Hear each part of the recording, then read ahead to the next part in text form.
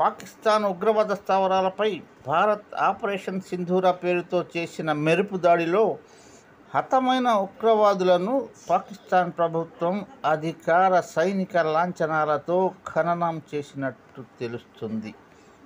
అధికార లాంఛనాలతో సమాధి చేయవలసింది ప్రభుత్వ సైనికులకు, ప్రభుత్వ అధికారులకు, రాజకీయ ప్రముఖులకు మాత్రమే ప్రోటోకాల్ ఉంటుంది, ఉగ్రవాదులకు కాదు.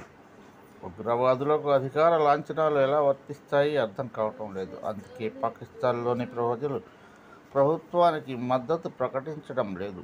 ఇటీవల పాకిస్తాన్లోని ఒక మసీదులో నమాజ్ తర్వాత ప్రార్థన చేయించిన ఇమాం మౌలానా భారతదేశంతో యుద్ధం జరిగితే ప్రభుత్వానికి మద్దతు కోరితే ఒక్క ముసల్లి, అంటే నమాజ్కు వచ్చిన ఒక్క ముసల్లి కూడా మద్దతుగా చేతులెత్తలేదు. పాక్ ప్రభుత్వానికి ప్రజల మద్దతు లేదు అని తెలుస్తుంది.